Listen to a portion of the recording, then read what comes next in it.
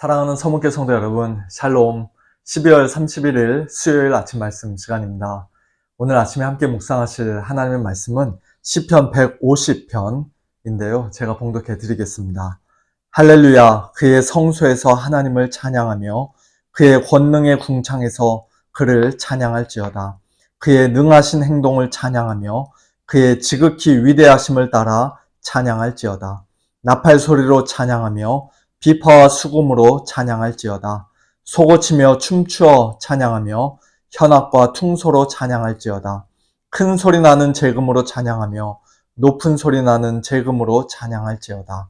호흡이 있는 자마다 여호와를 찬양할지어다. 할렐루야. 아멘. 성경에 기록된 150개의 시편들 중에는 수많은 눈물과 탄식의 시들이 있고 뜨거운 기도와 간구의 시들도 있으며 때로는 원망과 불평이 담긴 시들도 있습니다. 그런데 그 모든 시편의 마지막, 오늘 본문인 시편 150편에는 오직 하나님을 향한 찬양만이 가득합니다. 이처럼 2025년 올 한 해 우리의 삶 가운데 이런저런 어려움과 괴로움이 있었고 또 아픔과 슬픔의 날들이 있었을지라도 올해의 마지막 날인 오늘 이 아침에 저와 여러분의 입술에는 할렐루야, 하나님을 찬양하는 소리만이 크게 울려 퍼지기를 소원합니다. 시편 전체의 결론이라고도 할 수 있는 시편 150편은 겨우 6절밖에 되지 않는 짧은 시이지만 말 그대로 온통 찬양으로 가득한 시입니다. 누구를 찬양해야 하는지, 어디서 찬양해야 하는지, 왜 찬양해야 하는지, 얼마나 어느 정도로 찬양해야 하는지, 어떻게 무엇으로 찬양해야 하는지, 그리고 누가 찬양해야 하는지 등등 찬양에 관한 거의 모든 것을 우리는 이 짧은 시편 한 편을 통해 배우게 됩니다. 먼저 우리의 찬양의 대상은 누구입니까? 누구를 찬양해야 합니까? 당연히 여호와 하나님이시죠. 시편의 맨 처음과 끝에 반복되는 할렐루야라는 말에서 뒤에 붙은 야가 바로 야훼, 곧 여호와를 가리키는 말입니다. 그리고 6절에서는 더욱 분명하게 여호와를 찬양하라고 선포합니다. 여호와라는 이름은 특별히 언약과 관련된 하나님의 이름입니다. 또 1절에서 하나님을 찬양하라고 할 때 여기서 하나님으로 번역된 말은 히브리어로 엘이라는 단어인데요. 엘은 하나님의 능력과 위대하심, 전능하심을 강조하는 이름입니다. 그러므로 시편 기자는 한마디로 이렇게 말하고 있는 것입니다. 언약의 하나님이신 여호와를 찬양하라. 전능하신 하나님 엘을 찬양하라. 우리의 찬양은 그저 막연한 감정의 표현이 아니라 우리를 언약으로 붙드시는 하나님을 향한 찬양이며 모든 것을 능히 행하시는 전능하신 하나님을 향한 찬양인 것입니다. 둘째로 우리는 하나님을 어디서 찬양해야 합니까? 1절 그의 성소에서 그리고 그의 권능의 궁창에서 찬양해야 합니다. 여기서 말하는 그의 성소가 예루살렘 성전과 성소를 가리키는 말인지 아니면 하늘의 성소, 곧 하나님의 보좌가 있는 궁창과 하늘을 가리키는 말인지 쉽게 단정 짓기는 어렵습니다.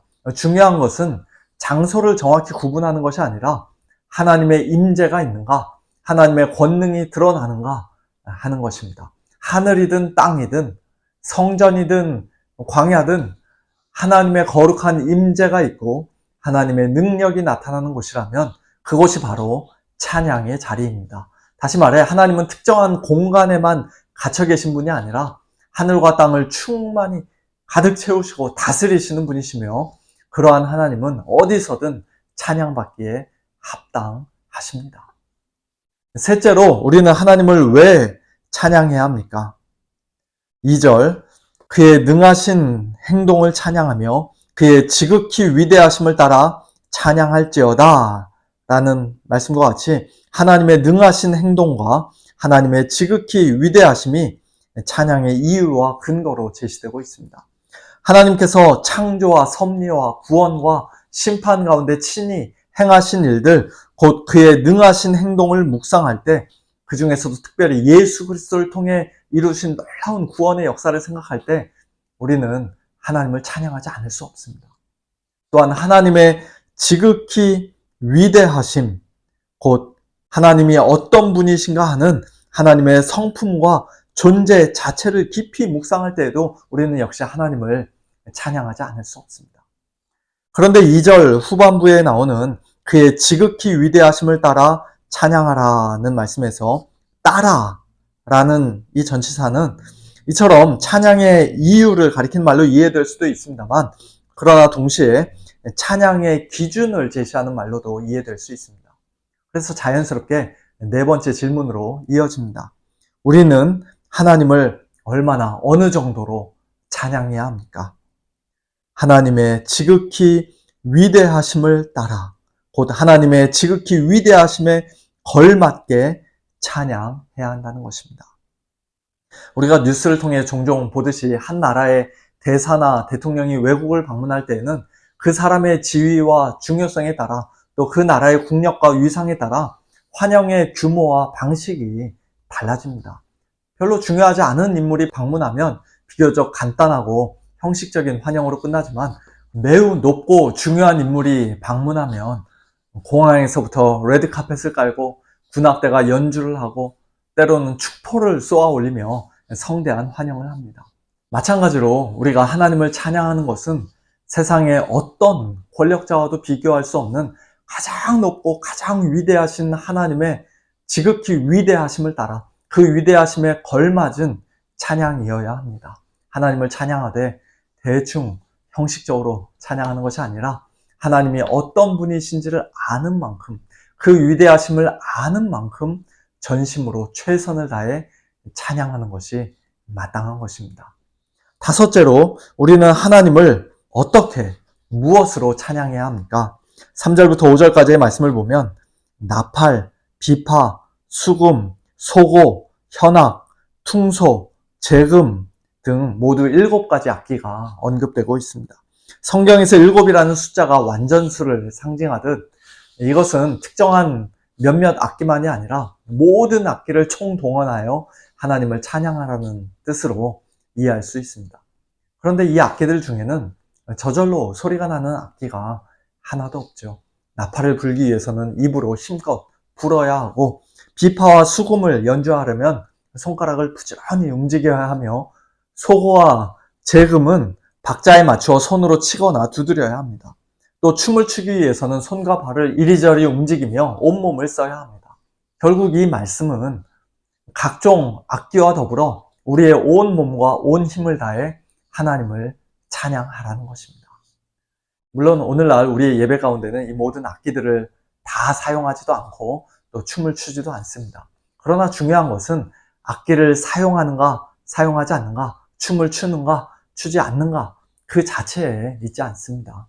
만일 악기나 춤이 우리의 감정을 인위적으로 조종하고 흥분시키고 고조시키기 위한 수단으로 사용되고 악용된다면 하나님께 드리는 경건하고 거룩한 예배를 위해서는 오히려 그런 것들을 전혀 사용하지 않는 편이 더 나을 것입니다.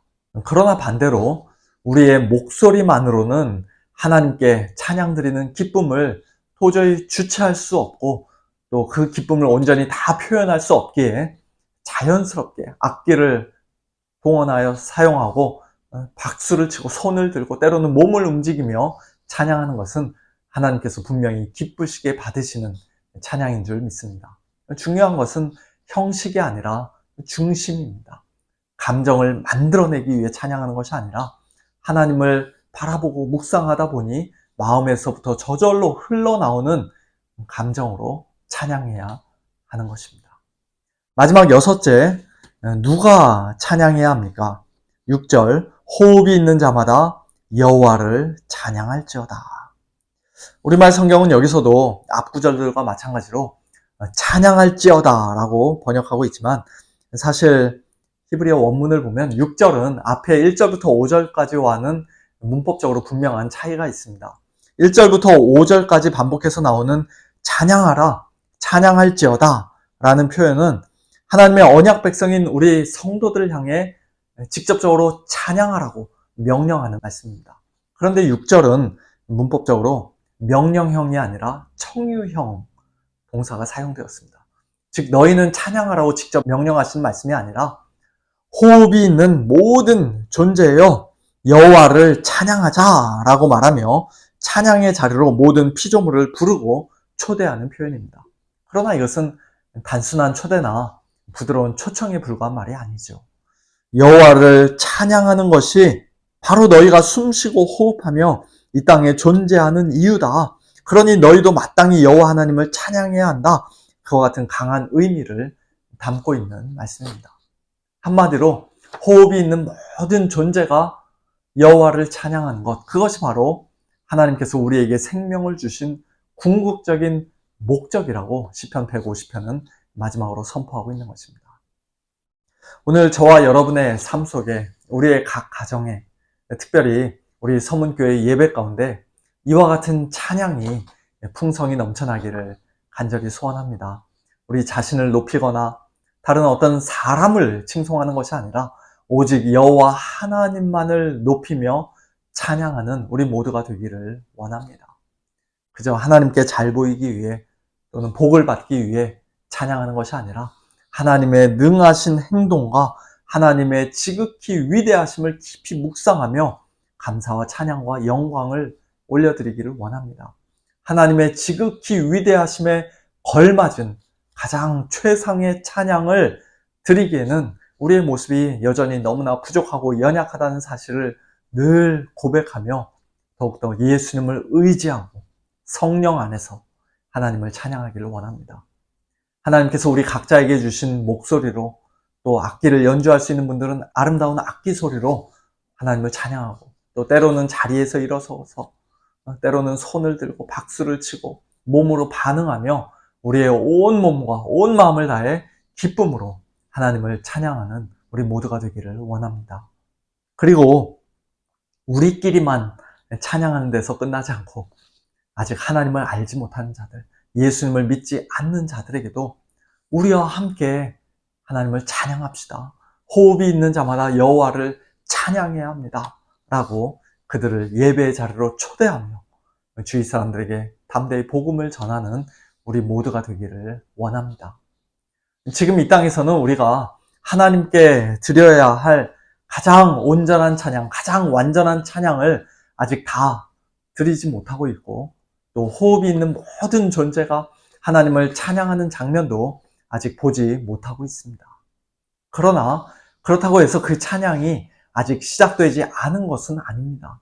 사도 요한은 장차 예수님의 재림 때 온전히 드러날 그 영광스러운 찬양을 동시에 지금 이 순간 하늘에서 이미 울려 퍼지고 있는 천상의 찬양을 환상 가운데 미리 보고 요한계시록 5장에서 이렇게 기록했습니다. 하늘 위에와 땅 위에와 땅 아래와 바다 위에와 또 그 가운데 모든 피조물이 이르되 보좌에 앉으신 이와 어린 양에게 찬송과 존귀와 영광과 권능을 세세토록 돌릴지어다. 또 7장에서는 이렇게 기록합니다. 각 나라와 족속과 백성과 방언에서 아무도 능히 셀 수 없는 큰 무리가 나와 흰옷을 입고 손에 종려 가지를 들고 보좌 앞과 어린 양 앞에 서서 큰 소리로 외쳐 이르되 구원하심이 보좌에 앉으신 우리 하나님과 어린 양에게 있도다 하니. 아멘. 찬송과 영광과 지혜와 감사와 존귀와 권능과 힘이 우리 하나님께 세세토록 있을지어다. 아멘. 이 찬양은 단지 먼 미래에만 있을 장면이 아니라 지금 하늘에서 실제로 드려지고 있는 찬양이며 동시에 예수님의 재림 때 온 피조 세계 가운데 완전히 드러날 전 우주적인 찬양입니다. 그리고 놀랍게도 이 땅에 사는 우리 성도들도 성령 안에서 이미 그 천상의 예배에 참여하고 있습니다. 우리가 주일마다 하나님을 찬양할 때 그것은 땅에서 우리끼리 홀로 드리는 찬양이 아니라 하늘 보좌 앞에서 울려 퍼지고 있는 천상의 찬양에 우리가 함께 동참하는 찬양인 것입니다.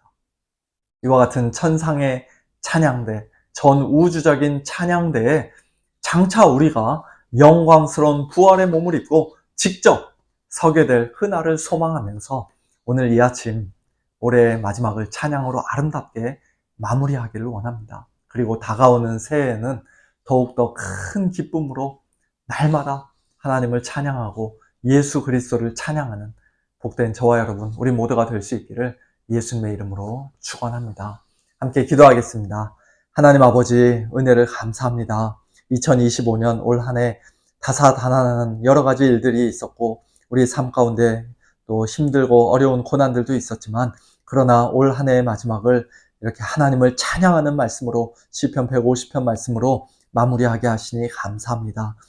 시편의 모든 말씀의 결론으로서 하나님을 향한 찬양이 주어졌듯이 저희 인생의 마지막 결론도 오직 하나님을 향한 찬양만이 남아있는 줄 믿습니다. 이 땅에서도 하나님을 찬양하다가 주님 앞에 서게 하여 주시고, 또 장차 영광스러운 천국에서 하나님의 나라에서 영원토록 하나님을 찬양하는 저희 모두 될 수 있도록 하나님 축복하여 주시옵소서. 저희들의 찬양을 통하여 오직 하나님 홀로, 우리 주 예수 그리스도 홀로 영광 받아 주시옵소서. 감사드리며 예수님의 이름으로 기도하옵나이다. 아멘.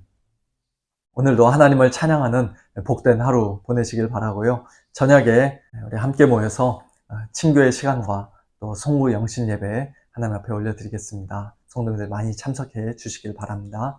샬롬.